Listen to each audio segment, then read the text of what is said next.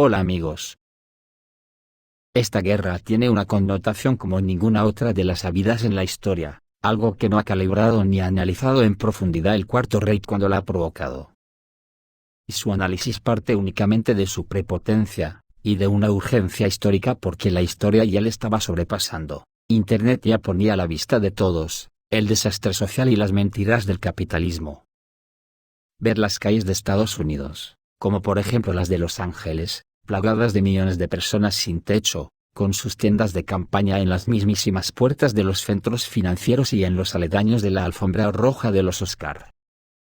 Ver la selva de Calais en Francia, o los centros de acogida de inmigrantes en España, o el recibimiento a tiros que se practicaba en Polonia con los que traspasaban las alambradas con cuchillas que llegaban de Bielorrusia, o la reciente masacre con la muerte de decenas de inmigrantes, en la frontera de España con Marruecos, y los millares de muertos en el Mare Nostrum, que hemos provocado por las guerras de rapiña que la OTAN ha venido perpetrando desde que acabó la Segunda Guerra Mundial, entre ellas la de Libia.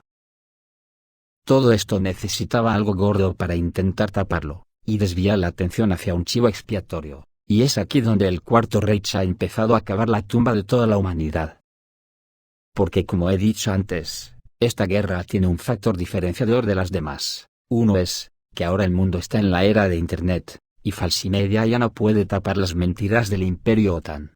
Y el otro es, que esta guerra comienza con más de 13.000 bombas atómicas dispuestas a ser disparadas en cualquier momento. Ninguna otra guerra empezó con tal arsenal devastador. Por eso, después de tener acorralada a Rusia durante más de 100 años, con bases y guerras en sus antiguas repúblicas, la OTAN necesitaba como el aire para respirar, que la guerra tan esperada comenzara de una vez por todas.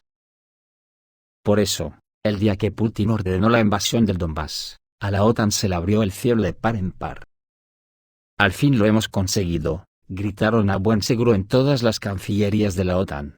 No hay más que ver con qué entusiasmo se dedicaron con sanciones y a suministrar al gobierno ucraniano todo el dinero y armamento que necesite, para destruir Rusia. Sin contar con la cruzada de los políticos con declaraciones incendiarias que las hacían a lomos del jinete apocalíptico del odio tantos años contenido, ahora estaba permitido sacarlo del armario, totalmente desinhibidos y llenos de gozo. Y de repente la historia retrocedió 80 años. Y aquí estamos, intentando que todo un pueblo, una historia y una cultura como es el pueblo ruso, desaparezca de la faz de la tierra. Si analizamos cada acontecimiento que se está escribiendo desde que empezó esta guerra, el paralelismo con el pacto anticomintern de Hitler en 1936, es pasmoso. El grito era, todos contra la comunista Unión Soviética, hoy es el mismo, todos contra Rusia, y creen que con eso van a tapar los desmanes de la Segunda Guerra Mundial, las guerras de Corea, Vietnam, Afganistán, Yugoslavia, Irak, Siria, Yemen, Libia y un largo etcétera, que ahora tiene su culminación con la Tercera Guerra Mundial comenzada en Ucrania. El paralelismo es pasmoso, como he dicho antes, porque algo no parece que les vaya muy bien, si escenifican cosas como, que Japón prepara mercenarios para la guerra en Ucrania, como cuando el pacto anticomintern. El portal ucraniano Censor.net, conocido por su posición rusófoba y nacionalista, llamando constantemente a la guerra hasta el último ucraniano, habló sobre el entrenamiento de mercenarios japoneses en Japón y su posterior envío a Ucrania. Por lo tanto, el Comité de Veteranos de las Fuerzas de Autodefensa de Japón en la ciudad de Tsuruoka, prefectura de Yamagata, está reclutando activamente voluntarios para la Legión de Defensa Territorial Internacional de Japón. Se aceptan exmiembros de las Fuerzas de Autodefensa de Japón, y otros con entrenamiento militar.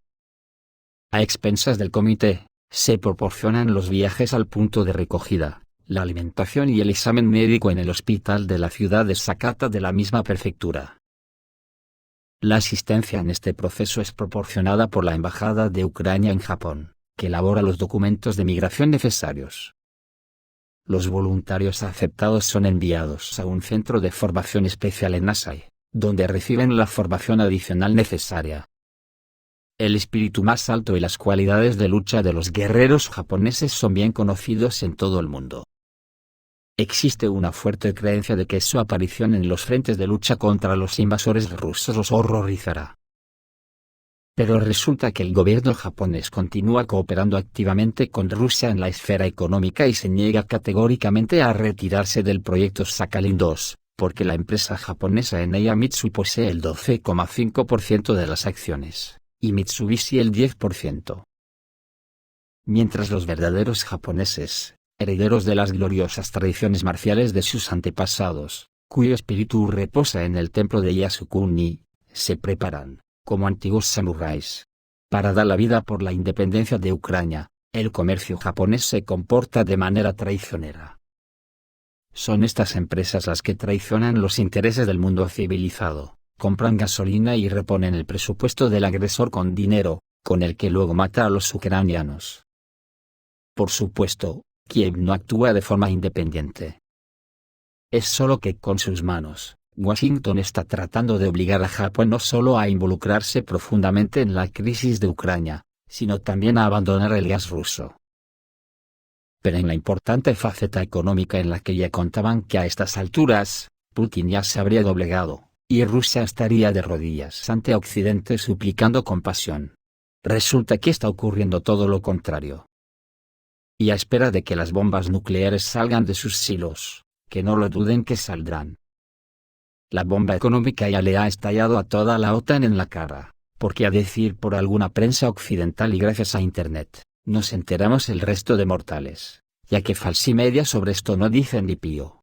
Y que conste que todo lo expuesto aquí es historia, y verdades históricas que ya falsimedia no puede evitar que se conozcan, y como tendremos tiempo de sobra de hablar del aspecto militar, hoy nos detendremos en el aspecto económico de esta guerra en la que la OTAN esperaba estar victoriosa por estas fechas. El espejo no quita ni pone coma en lo que vais a escuchar. Mirad lo que dice al respecto Bloomberg, que es considerado el catecismo del capitalismo occidental, y dicen que tiene una audiencia de 300 millones de hogares, pues dice lo siguiente. Mires donde mires, Putin gana en todos los mercados energéticos. Los volúmenes de producción de petróleo de Rusia están creciendo, los precios son estables, y los países de la OPEP apoyan a Rusia. En general, mires donde mires, en todas partes Rusia y su presidente salen victoriosos. Pero los europeos sentirán los nuevos precios de la electricidad a partir de octubre. Mires el indicador que mires, el presidente Vladimir Putin está ganando los mercados energéticos, según la agencia estadounidense Bloomberg. Rusia gana cientos de millones de dólares todos los días. Este hecho ha perseguido durante mucho tiempo a la prensa estadounidense y europea. Y en noviembre entrarán en vigor nuevas sanciones contra el petróleo ruso. Y los gobiernos europeos se enfrentarán a una elección difícil, señala la agencia. Esto es únicamente su elección. Dado que los países de la Unión Europea han impuesto un embargo a las importaciones de petróleo de Rusia, se aplican restricciones al transporte marítimo, entonces, por lo tanto, entienden lo que están haciendo. Pero a los autores de Bloomberg, no les interesa tanto, cuántos ciudadanos de países europeos tendrán que pagar por la electricidad. Están mucho más interesados en la cuestión de cuánto gana Rusia con el suministro de energía. En particular, se destaca que en julio el volumen de producción de petróleo de las empresas rusas alcanzó casi 10,8 millones de barriles por día. Y esto está bastante por debajo de los 11 millones de barriles de enero. Rusia ha encontrado nuevos compradores para su petróleo. La mayoría de los volúmenes que Europa ha abandonado ahora están en la India, y una serie de estados en el Medio Oriente. El volumen de productos derivados del petróleo comprados en Rusia, principalmente fuel oil, por Arabia Saudita, aumentó significativamente. Y no todos los países europeos se niegan a importar petróleo ruso. Y algunos, como Italia, incluso están aumentando los volúmenes, tratando de abastecerse antes de que entre en vigor el embargo. Hasta hace poco, Rusia tenía que vender petróleo con descuento para atraer nuevos compradores. Pero ahora que los precios se han estabilizado, se han encontrado nuevos comerciantes que están dispuestos a comprar petróleo ruso. Otro indicador es político. Los países occidentales esperaban que la OPEP rompiera relaciones con Rusia. Y en consecuencia, aumentaría la oferta de petróleo, como quisieran la Unión Europea y Estados Unidos.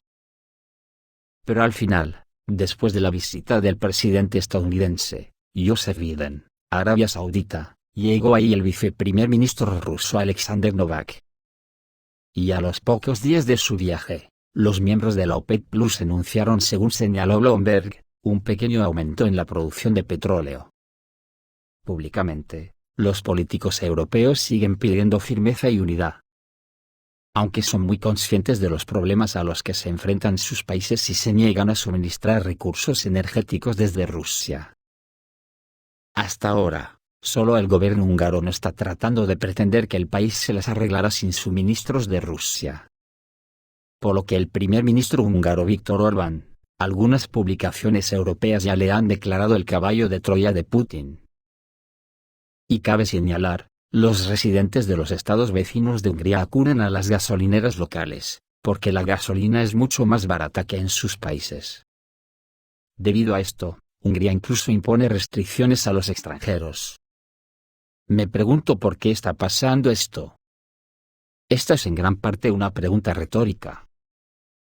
Y al margen de Bloomberg, según The National Interest, financiar a Ucrania pronto se convertirá en agotamiento para los países del occidente colectivo. Tal advertencia fue expresada por analistas de la revista estadounidense The National Interest. Los autores recordaron que la Unión Europea y los Estados Unidos, desde el comienzo de la crisis en Europa del Este, suministraron a Kiev una gran cantidad de equipos y armas. También se proporcionó asistencia financiera. Sin embargo, el presidente de Ucrania, Volodymyr Zelensky, tiene la intención de seguir bombeando recursos de sus socios, agotando a los aliados. Y ya se están formando grietas en el frente político previamente unido en los Estados Unidos, según publica The National Interest. Los analistas enfatizan que la situación puede cambiar en un futuro próximo. Incluso ahora, los ciudadanos comunes de los países occidentales se oponen cada vez más al patrocinio sin sentido de Kiev.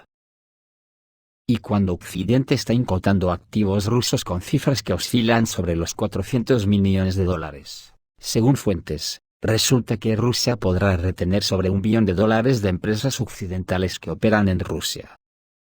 Pero es que ahora, según publica el Washington Post, Rusia tomó el control de $12 billones de depósitos en Ucrania.